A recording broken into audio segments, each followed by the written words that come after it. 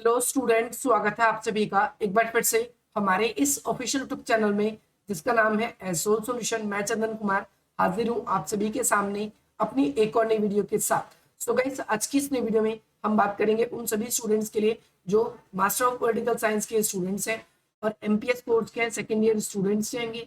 उन सभी के पास में एमपीएसई 011 का सब्जेक्ट है और आज हम आप सभी के लिए आपके दिसंबर 2022 की एग्जाम के लिए पॉइंट ऑफ व्यू से इंपॉर्टेंट जून 2022 के क्वेश्चन पेपर का हम पूरा एनालिसिस करेंगे। क्या क्वेश्चंस आए थे, क्या क्या क्वेश्चन रिपीट होने की संभावना है और किस तरीके से आप सभी अपने एग्जाम्स की तैयारी कर रहे हैं, तो किसी तरीके से आपको वही क्वेश्चन कंटिन्यूसली दोबारा पढ़ने। तो चलिए ज्यादा देर ना करते हुए आज की अपनी इस वीडियो को हम स्टार्ट करते हैं। सबसे पहली बात तो यहाँ पर 2 घंटे का आपका पेपर आएगा और 50 नंबर का होगा। 5 क्वेश्चन कुल करने होंगे, हर एक अनुभाग से आपको 2 क्वेश्चन करने होंगे और इसके साथ साथ आप सभी के लिए 40 शब्दों में आप सभी को आंसर देना है। यहाँ पर आप सभी देखेंगे एक एक करके हम सभी क्वेश्चनों को डिस्कस करेंगे। पहले अनुभाग में कोई 2 क्वेश्चन करने और दूसरे अनुभाग में भी कोई 2 क्वेश्चन करने और फिर 5वां क्वेश्चन आप सभी किसी भी अनुभाग से कर सकते हो। क्वेश्चन नंबर 1 है, पिछली बार का पेपर काफी मुश्किल आया था, तो जो बच्चे यहाँ पर पेपर दे रहे हैं तो वो कृपया क्वेश्चन की लैंग्वेज को समझिए और क्वेश्चन अगर हिंदी में समझना है तो उसको एक बार इंग्लिश में भी रीड कीजिए। क्वेश्चन यहाँ पर है कि यूरोपीय क्षेत्रीय एकीकरण की प्रक्रिया को समझने के लिए संवाद एक सिद्धांत के रूप में आलोचनात्मक परीक्षण करना है।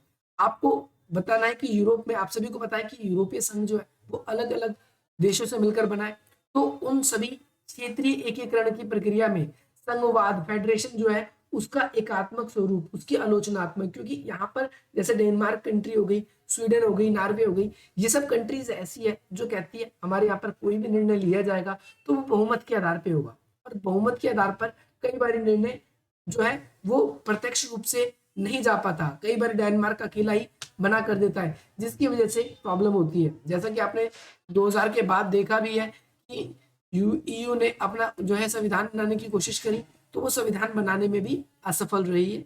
ये वाला कॉन्सेप्ट आपको क्लियर होना चाहिए।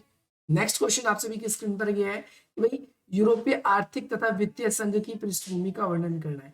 आप सभी को बताना है कि यूरोपीय आर्थिक और वित्तीय जो संघ है इसकी क्या भूमिका है, क्या भूमिका नहीं है, इसके बारे में आप सभी को यहाँ पर एक्सप्लेन करना है।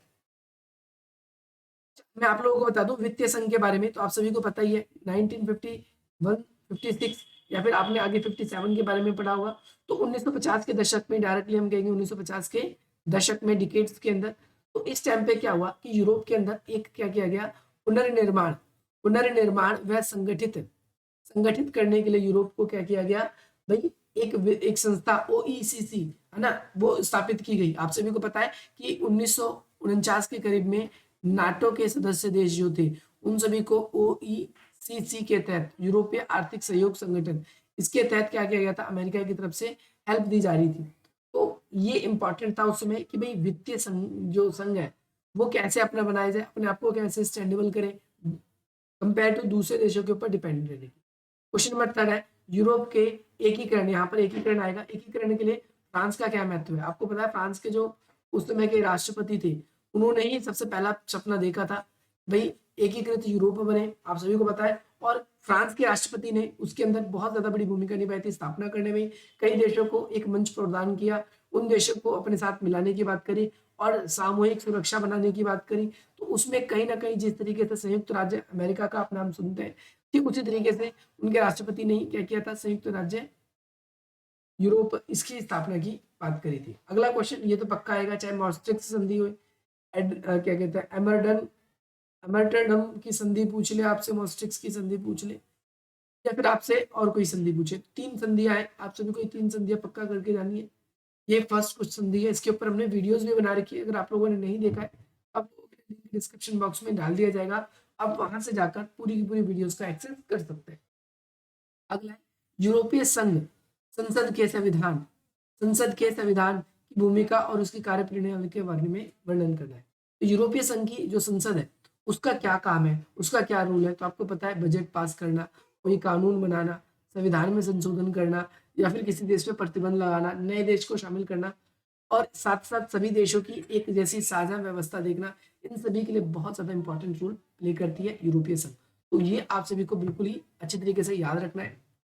इसके बाद में नेक्स्ट क्वेश्चन है, यूरोपीय संघ और विश्व अर्थव्यवस्था के लिए यूरो का क्या महत्व है? इसके बारे में आप सभी को बताना है। यूरोपीय संघ और विश्व अर्थव्यवस्था के लिए यूरो का क्या इंपॉर्टेंट रोल है?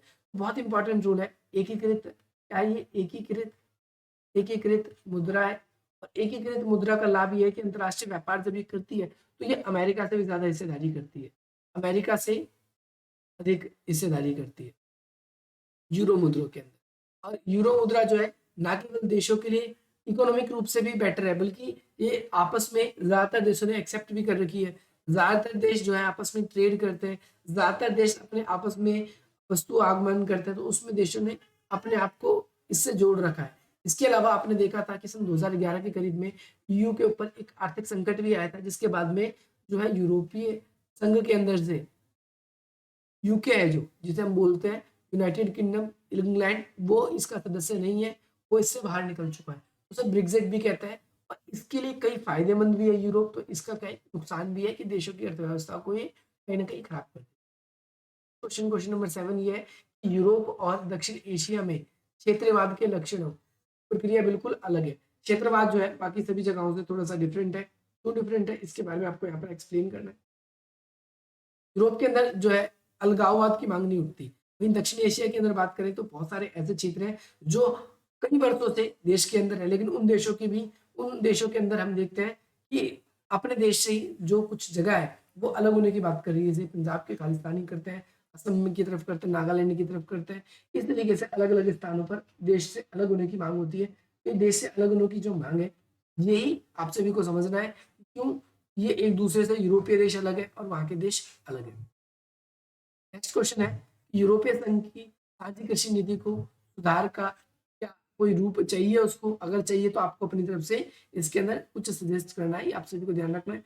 अगर आप लोगों को लगता है तो यहाँ पर आप सजेस्ट करते हो, नहीं तो आप लोगों के लिए इजी एक क्वेश्चन ये रहेगा। ये भी नहीं करते आप तो ये क्वेश्चन तो आप सभी के लिए इजी है ना। और इस तरीके से नेक्स्ट क्वेश्चन आप सभी के लिए ये है कि विश्व व्यापार में यूरोपीय संघ किस प्रकार की भूमिका निभा रहा है?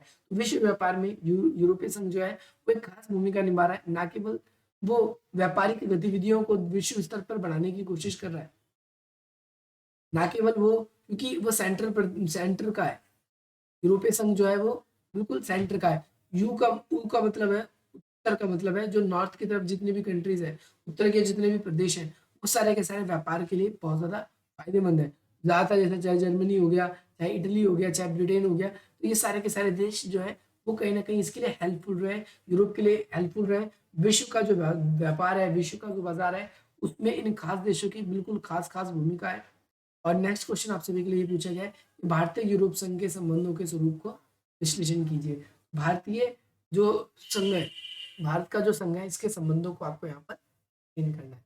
सो गाइस, आप लोगों को ये वीडियो कैसी लगी आप हमें जरूर बताना। अगर आप लोगों को ये वीडियो पसंद आई तो आप लोगों को पता चल गया होगा कि किस तरीके के क्वेश्चन आ रहे हैं, आप लोग हमारे साथ जुड़ना चाहते हैं तो आप दिए गए इस नंबर पर हमसे जुड़ सकते हैं। बाकी डिस्क्रिप्शन बॉक्स में कुछ वेरियस लिंक है, आपको लिंक्स के थ्रू भी आप हमसे जुड़ सकते हैं। मिलते हैं आप सभी से अपनी अगली वीडियो में। जय हिंद, जय